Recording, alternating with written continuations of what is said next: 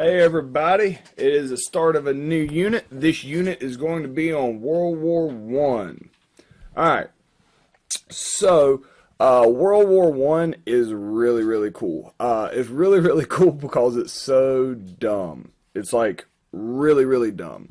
You probably have not really seen any World War One movies. Any movie that you probably think is World War One is actually World War Two.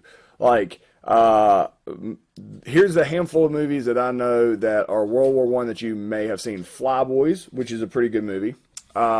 You got All Quiet on the Western Front, which you probably haven't seen. It's kind of old. The Lost Battalion, and I think War Horse is one of the more recent ones that's World War One. Other than that, all those movies you think you might be World War One are actually World War Two. So so World War One doesn't make good movies because it's really dumb and it would take 10 minutes. You're like, wow, that's just really stupid. Like, even though the war last years and millions of people die, it's the same thing over and over. So it's really fun to learn about because it's so dumb. But it is not nearly as well known as World War Two. So today, what we're going to start talking about is the things that are going to lead up to World War One. So the last unit we're talking about revolutions, all these new types of governments have come out. We're going to talk about some of the long-term causes today. Some of the things that had been building over time that is going to make a massive war between these huge countries almost inevitable. All right. So this is World War One. A big thing about World War One, as you'll come to see, is that this thing called trench warfare. And we'll start talking about that in the next couple of days. But today we're going to start talking about the long-term causes of World War One. So all the new governments are set up. They're give the power to the people and stuff like that.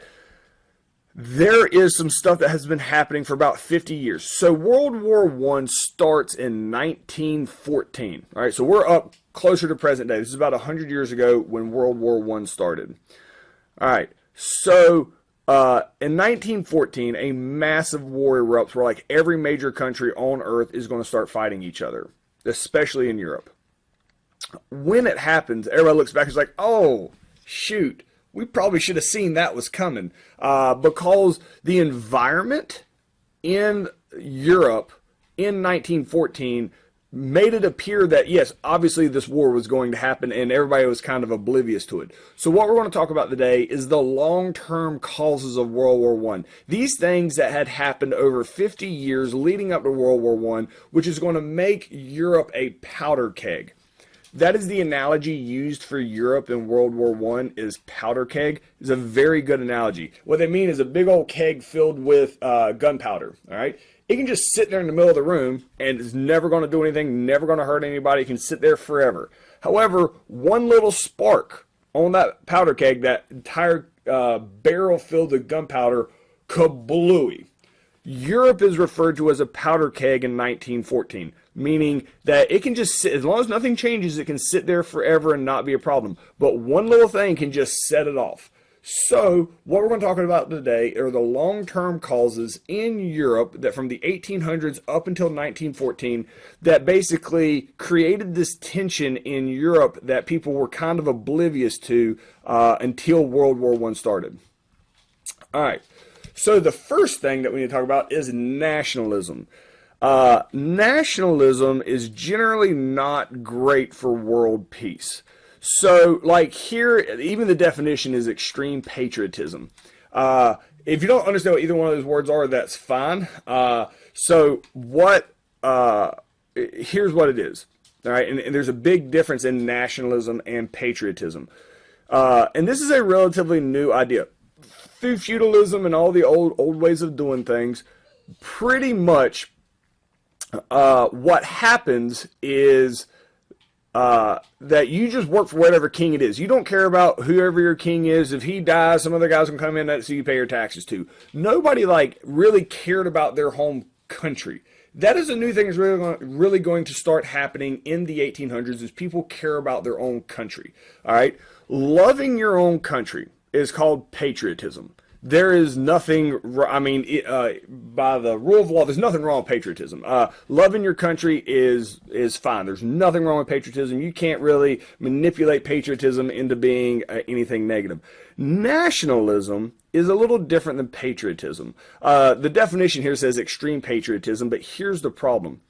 Nationalism is the belief that the people that live in your country are superior to the people that live in other countries. So while patriotism kind of looks inside your country, like, man, look how awesome our country is.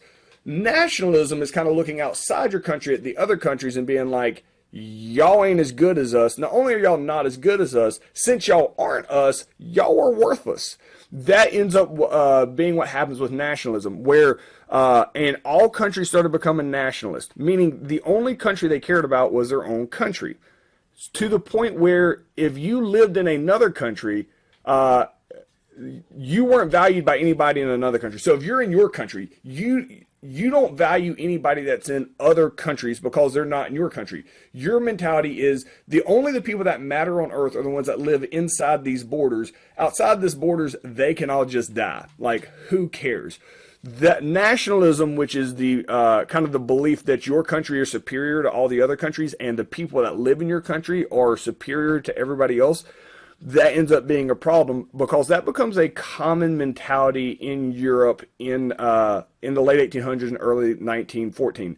So nationalism is a problem because if a big war happens, nobody sees a moral problem with going in and shooting people in another country. Since they're not from your country, it doesn't matter if they die.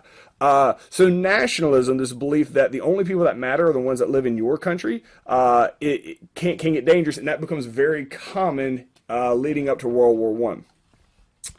Combine that with this term imperialism. Now, imperialism is a big fancy word that's got a pretty simple definition, all right? So don't get concerned about the big word imperialism. All imperialism means is you're taking junk over. That's it. Taking stuff over, all right? So what will happen is these strong countries in Europe, all right, and a lot of it goes down to the fact that people have steel navies now.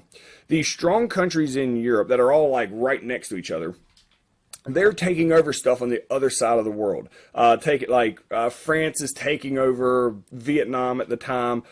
England's taking over South Africa. They're taking over places on the other side of the world. And when these countries take over those places aggressively, any of their natural resources, the home country gets to have. All right, so like France took over Vietnam because they wanted coal. So then France goes in and takes all the coal from Vietnam and brings it back to France to use. France doesn't make Vietnam part of France. It's just a country that you own. That idea of just taking over weaker countries and controlling them, that is called imperialism, and it was very common in Europe at the time, that they would take over countries on the other side of the world. Now, the issue that's going to cause is countries are used to being pretty aggressive, all right, with imperialism. They're used to taking over other countries. And typically the countries they take over are very weak and can't fight back. So imperialism gives these countries in Europe that are already very nationalist, that believe their country is superior to other countries, everybody's undefeated, I should say, with imperialism. Nobody loses in the imperialism game because you're always stronger than those countries. So every country here is used to being aggressive towards other countries and always winning, and the belief becomes there's no other country on earth that could stand up to us. So all these strong countries in Europe have this sense of exceptionalism where not only am I better than everybody else because of nationalism, but if I want to fight anybody else, I can just wipe them out super easy. But everybody believes that, all right? And imperialistic countries never actually attack a powerful country. So they're very confident because of imperialism. They're used to taking stuff over. The next one is militarism. When you get something shiny that goes boom, you want to use it. As these countries have been taking over countries around the world, you need a large military in order to be able to do that. Usually in class, if we're sitting in class, I would say, all right, raise your hand if you've ever received a gun for your birthday or Christmas. About half the class raises their hand. those that wouldn't raise their hand is always shocked. Like, wait, what? That, like, who does that? So it's always interesting to see the two views of that. But so if you received a gun for birthday or Christmas, all right, the next question I would ask is, all right, those of you that have received a gun for your birthday or Christmas, how long did it take from the time you received that as a present to the time you fired it for the first time? Usually everybody's like, oh, it was like 5 minutes later, and which is typically the answer I get. Because when you get something, it's like a human nature thing. You get something new and shiny that goes boom, you want to use it. Countries in Europe have been building these massive militaries. Now keep in mind, all these countries are right next to each other, like England and France and Germany and Austria. These countries that we're going to start talking a whole lot about, they're all right next to each other. So like France starts building a big army because they own stuff like over in Vietnam. Well, Germany sees that France is building a big army and they're like, all right. And guess what Germany starts doing? They start building a big army. They don't have beef with France, but just in case it gets weird, they want to make sure they can defend themselves. Once France sees Germany's building a big army, they're like, why are they building a big army? And they start building an even bigger army. All the countries in Europe, while nobody has beef with each other at the time, all the countries in Europe start collectively building a really, really big army. This large military that they all build is not good for world peace because, as we've said, when you create something new and shiny that goes boom, guess what? You want to use it. So militarism coincides with imperialism and nationalism. So by the time we get to 1914, there is this a lot of tension in Europe from these long-term causes. And then alliances. All right. So in class, I really like randomly putting to people. So if we're like sitting in a classroom, if you can think about sitting in Mr. Wagstaff's classroom, I would like point to random people and like everybody packed into together. We're basically like all countries in Europe. Nobody has a problem with each other. Like all the students in the class, nobody has a problem with each other. But as everybody in the class basically represents a different country, sees all your neighbors creating a big army, you also will create a big army, which is what militarism is. Everybody has these huge armies. But then you want to protect yourself further. So what happens is people start making alliances with each other. All right. So I have to give actual examples here, I guess. Countries like England and France make an alliance with each other. All right. Against countries like Germany. All right. So England and France don't have a problem with Germany. But they create a secret alliance like, hey, if Germany attacks you, you got my back. If Germany attacks, so France is like, if Germany attacks me, England, you got my back. And England's like, yeah, if Germany attacks me, you got my back, France. And France is like, yeah. Now, nobody actually has a problem with Germany, all right? So they do this secretly. England and France will create an alliance secretly so that countries like Germany don't feel like they're teaming up on them, all right? So England and France will think they're super, super smart that they came up with this alliance and nobody else had thought about it. What they don't realize is that Germany also has an alliance with like Austria in case France gets weird. Every country in Europe has a secret alliance with somebody else just in case. And every country is oblivious to everybody else's secret alliance. This here is a map and I can draw all over it. The country we're going to start talking about right now is Germany.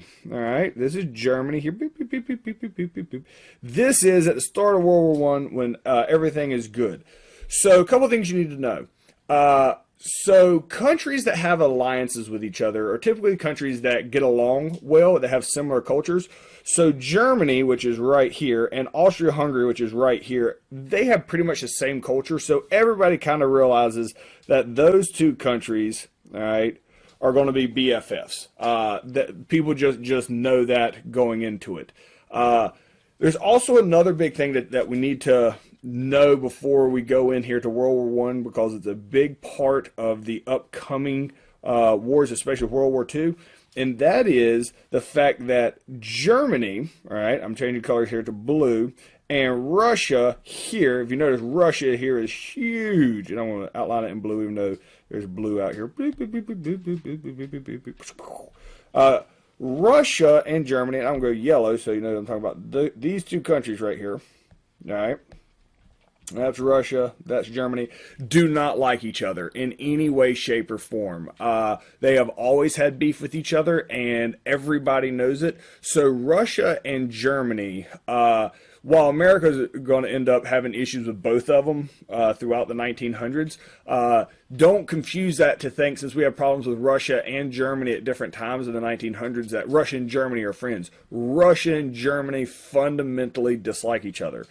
Also, I'll stick with yellow because it's England and France. So England here, all right, and France here.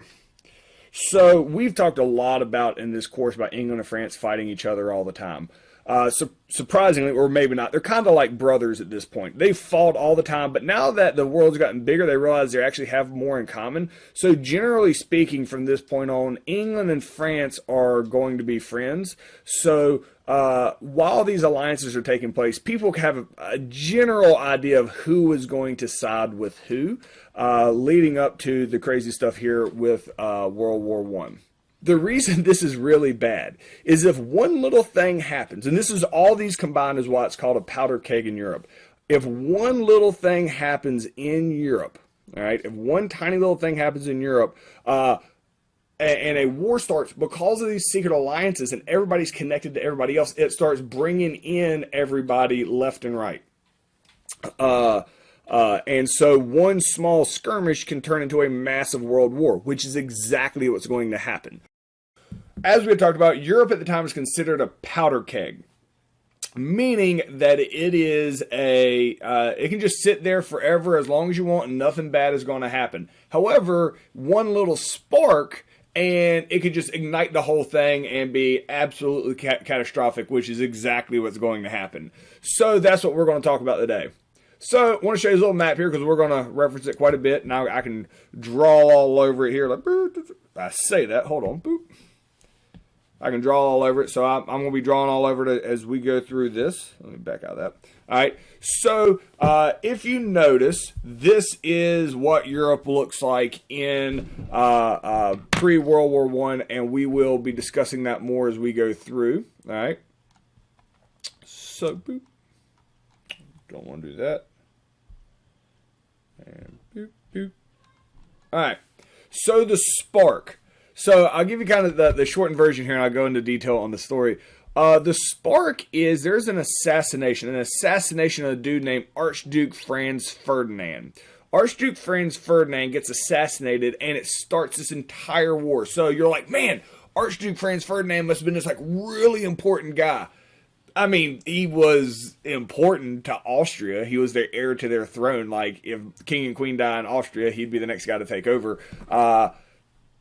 So he wasn't not important, but it wasn't anything that should have caused what it caused, and we're going to talk about that today. It really starts with this dude, Archduke Franz Ferdinand. So Archduke Franz Ferdinand lives in a fantasy world here where he thinks that the world loves him. So he's grown up rich in an isolated community, and his worldview of things is really distorted from the way it really is in here. All right, so let me show you a map. This is the same map that I had just showed you. So what I'm getting ready to do is I'm getting ready to zoom in on this area here. All right, so I'm getting ready to go to the next slide, and it's just going to be zooming in on that part right there. All right, so here we be. I can stick myself up over here, get out of your way. All right, so these are countries that you're probably not super familiar with. We're going to be talking about Austria-Hungary right here, where the red dot is. So Austria-Hungary, that's where Archduke Franz Ferdinand, the guy whose picture I just showed you, he is the heir to the throne in Austria-Hungary. Now, Austria is a modern country. They have a modern military like the other powerful countries that are dealing with militarism and stuff like that. However, they're like, of the modern countries, they're the least modern. So they're kind of new to this imperialism game, which is where you just take over other countries. Typically, when you take over other countries, what you want to do is you want to take over countries really far away so that if it goes bad, you can just like cut and run and they can't do anything about it. All right. Every country that tries imperialism for the first time messes it up. Austria is no example. They break a huge rule with imperialism the first time they decide to take over a country. What Austria does is Austria takes over this country called Bosnia just below them, all right? So Bosnia gets taken over by Austria, and Bosnia is not a big fan of this, not surprising at all, all right? So Austria now owns Bosnia. So here's kind of the border of Austria at the time. All right, so that's the border of Austria. So the people in Bosnia, so they've owned Bosnia for about 15 years now, and the people in Bosnia really do not like being owned by anybody. Not only is Bosnia grumpy about it, Bosnia has, I'll do it in blue, I guess. All right, Bosnia over here has a BFF in Serbia, all right? Serbia is next door to them and is also really unhappy that Bosnia got taken over. Not only is Bosnia friends with Serbia, Serbia is also afraid, what if this happens to us too? So Serbia not happy that Bosnia has been taken over. So Archduke Franz Ferdinand, he's where this red dot is here in Austria, all right, in their capital. He hears that the people in Bosnia are not happy being taken over because of nationalism here. He thinks his country is the greatest ever and can't imagine why Bosnia would be unhappy having been taken over by the gloriousness that is his country. So he thinks what those people need, the reason they're grumpy down in Austria, is because they haven't got a chance to meet him yet, his glorious self, because he will eventually one day be their leader when his mom and dad dies. So what he wants to do is go down to Bosnia, to a city, and I'll put a little dot here, all right, about right here in Bosnia, if you see that on your map, that red dot. That's the capital of Bosnia, and it's called Sarajevo. So he expects to go down to Sarajevo, have a parade in Sarajevo in his honor, and by doing so, everybody's going to see him. They're all going to throw flowers at him. They're going to be like, oh, we love you so much, Archduke Franz Ferdinand. And then they're going to love him from then on. There's no more problems. Like, this is not smart to go into like a hostile environment as the heir to the throne of the country they're angry at and have a parade in your honor. So he tells all the army, hey, I'm going to go have a parade down here. The army in Austria is like, yeah, not a good idea. If you go down to Austria, bad things are going to happen. He's like, no, they just love me so much. They miss me. So they, since he's in charge of them, they have to do it. He sends the army down and he's going to have this parade. The army goes down the day before into Sarajevo and they basically inform everybody in the city, here's what's going to happen. You're going to line up down the street for this parade. You're all going to be given flowers. When he comes by in his car, because we have cars now, it's going to be 1914 when this happens. He's going to come puttering by in the back of a car. He's going to have a driver. Him and his wife are going to be in the back of the car. And he's going to be like, my people. When he comes by you, you throw your flowers at him. That's what the army is telling the people of Sarajevo. That, and if you don't, we're going to shoot you. Because all the army stands behind all the people at the parade to make sure that they do this. So they're like, okay, so on the day of this parade, this is exactly what happens. All the people line up in Sarajevo down the one main street. They're all given flowers. All the army stands behind them with guns pointed at them like, you will be happy about this. As Archduke Franz Ferdinand comes through in the car, he's in the back seat of the car, he's standing up, he's like, my people, as he's inching very slowly down the street, as all the people are like terrifyingly throwing flowers so they don't get shot by the guy that's standing behind them. So this is what's happening. Now, he had announced that this parade was going to take place. There is, I guess I'll use yellow now, in Serbia, if you see that on your map, Serbia there, all right, there's a group of people in Serbia that is a terrorist organization. They're not associated with the government or anything, but it's a small terrorist organization called the Black Hand. They hate Austria because they're afraid they might get taken over, and they also don't like the fact that Bosnia has been taken over. So they see that there's all these leaders down in Bosnia, and this is going to be their time to attack. So a whole bunch of guys, it's actually about a handful. It's probably why they call it the Black Hand. The Black Hand comes across the border here, all right, into Sarajevo.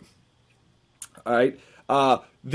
These handful of guys are all designed to kill a certain person here, like Archduke Franz Ferdinand and these other people. They're all given like assignments. All right. So most of the people, as soon as they cross the border, they freak out and they panic, like, I'm not actually killing anybody, and they run back home. There's really only 2 guys that make it to Sarajevo. The dude that's supposed to kill Archduke Franz Ferdinand, all right, who's going to do it during the parade, and the guy that's supposed to kill a lower level official, a guy named Gavrilo Princip. That's the name of the assassin. So Gavrilo Princip, the only person who shows up is the guy that's supposed to kill Archduke Franz Ferdinand. So Gavrilo Princip gets lost in Sarajevo. All these empty streets. He's not at the parade. He can't ask anybody for directions because they're all at the parade. So he's like, oh my gosh, what am I going to do? What am I going to do? So he's wandering around, can't figure out what's happening, what's taking place. So what?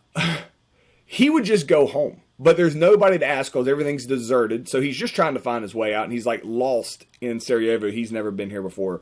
So the guy that's going to kill Archduke Franz Ferdinand has showed up in the parade waiting for Archduke Franz Ferdinand to come by in front of him. Now, when you show up to assassinate somebody, typically you take like a sword, bow and arrow, blow dart, side of the neck, you down. You would think you would take one of these weapons. You take guns. They have plenty of guns now. Nope, he has a brand new invention called the hand grenade.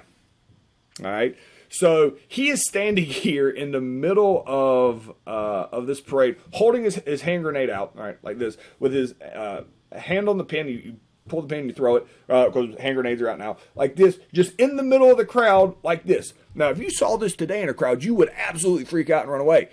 However, at the time, nobody had ever seen a hand grenade. Like, oh, that guy's got a cool rock keychain. Like, nobody realizes what it is. As Archduke Franz Ferdinand comes by in front of him, he tries to assassinate him. He pulls the pin and throws the grenade at him. Now, the Black Hand is not a wealthy group. They could afford exactly one hand grenade. So they haven't had a chance to practice. All he knows is pull the pin and throw. So he pulls the pin and throws it as hard as he can. It drills the side of the car and comes rolling right back towards him. He doesn't realize there's like a 5-second delay on it. So he's like, ah, shucks, man. He's like kicking it around on the ground. He's like, this thing doesn't. All right. Wipes him out and everybody around him, big red mist. Archduke Franz Ferdinand's like, oh my gosh, what just happened? Did somebody try to throw a bomb at me? So the driver of the car knows this was an assassination attempt, tells Archduke Franz Ferdinand to sit down in the back, and he takes off flying through the crowd, down a side street to Sarajevo, trying to find his way out of the street, and turns around, rounds the turn real fast, and skids and stalls out.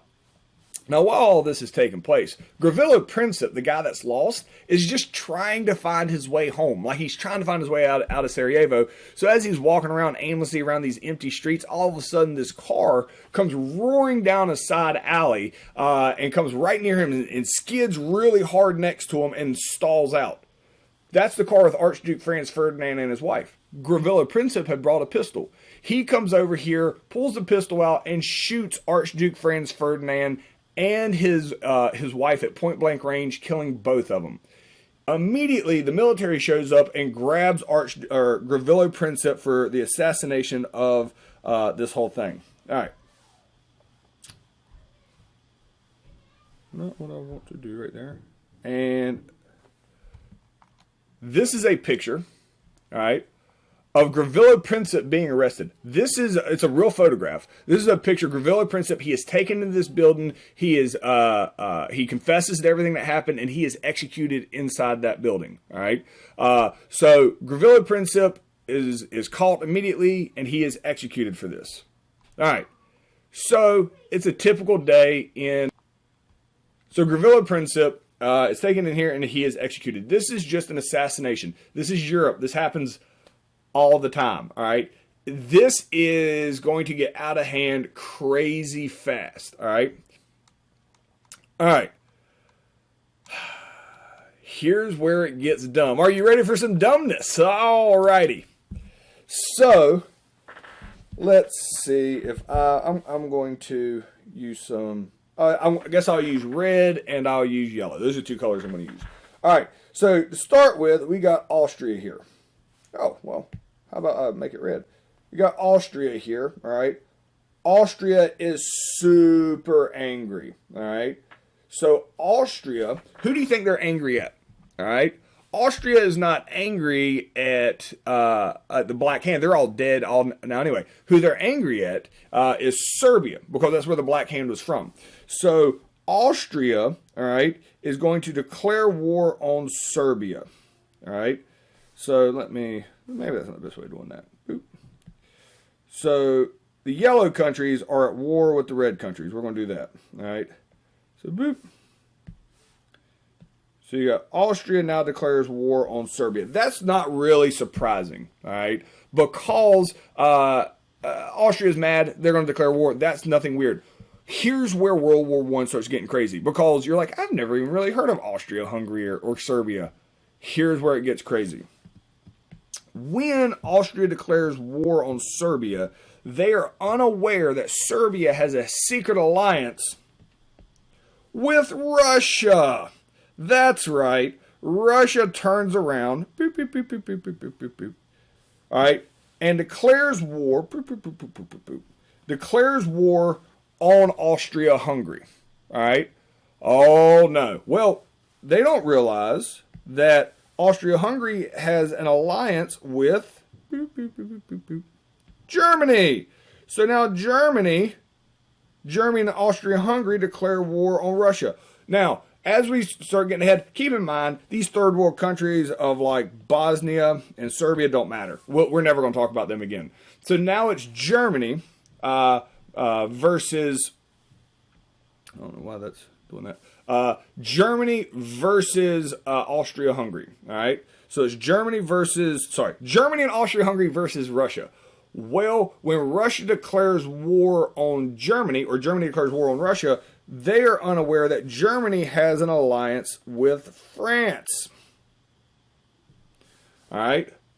So you have, let me color some of this in. You got Russia. This is a yellow country here. All right. And you got France here. They're on the same team versus Germany and Austria-Hungary. All right. So it's 2-on-2.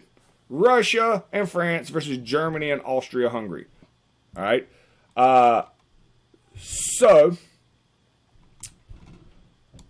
let me outline this once again. All right. So, here's the countries. So, I'll just make one line here. So, Germany and Austria-Hungary. All right. This is Germany and Austria-Hungary here. They're like one united group here. They are fighting against Russia. Let me make that line here so it doesn't bleed together there. Russia's big, really big. All right, Russia and France. Now, Russia is a big Mac Daddy one, and Russia and Germany hate each other. Germany can't wait to go attack Russia. However, they realize that Russia is a very substantial opponent. France has never won a war in the history of their country, so hey, how about we do this? And it's called the Schleifen plan. Germany is going to focus on France first. All right. When they focus on France first, they're going to take out France, then use all their forces against Russia. That is their plan. Now, France here, if you look over here at France, France tries to barricade themselves in right here where this yellow is, trying to barricade themselves in because that's the entrance into France from Germany. Germany's like, yeah, I'm not an idiot. I'm not going to go right through your well-defended area. So Germany is going to cut through this country called Belgium. So Germany's going to go here through Belgium, all right, and cut into France like that. So when they cut through Belgium, again, it gets dumb. And all this happens in like 2 days. When Germany cuts through Belgium, all right, what happens is Belgium is a neutral country. So Belgium doesn't have an army, but they have a secret alliance with England. And England now, let me outline them in yellow. England now declares war on Germany and Austria-Hungary, coming to the defense of Belgium. So now it's 3-on-2. England, France, Russia. All right. Does that make sense? So it's dumb. It's dumb. It's 3-on-2. Italy. What? Exactly. Yeah, like what does Italy have to do with anything?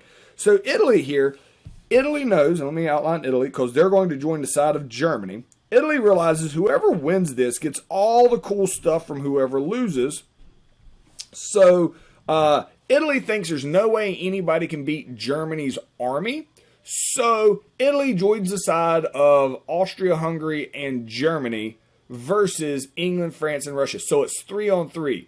Russia, England, France, those yellow countries, versus the red countries, which are Germany, Austria-Hungary, and Italy. Again, this is dumb, but this is exactly what happens.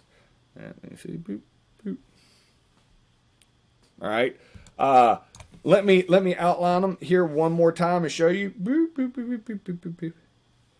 So you got Italy, Germany, and Austria-Hungary. All right. They are called the Central Powers because you got to come up with Central Powers. And then you got Russia here, you got France here, and you got England here, and I'll write it up here next to England where it's the Allies. All right. So it's the Allies versus the Central Powers. That is their team names on that. So the question is, are there good guys and bad guys here? The answer is no. It's everybody's just being wrong, like collectively, like there's no smart stuff to do here. So who's on whose side? All right. Allies, Britain, France, and Russia, and eventually America. America does eventually get into this. But again, right now, America is completely going to stay out of this. And we'll talk about that more tomorrow. France is led by a guy named George Clemenceau. Britain is led by a dude named David Lloyd George. Russia is led by a guy named the Tsar Nicholas II. He's like a dictator, and we're going to mention more about him. The Central Powers, Germany, Austria-Hungary, and Italy. Italy's going to eventually switch sides. It's kind of a complicated story. I'll simplify it for you. But Italy starts out in the Central Powers. Germany was led by Kaiser Wilhelm.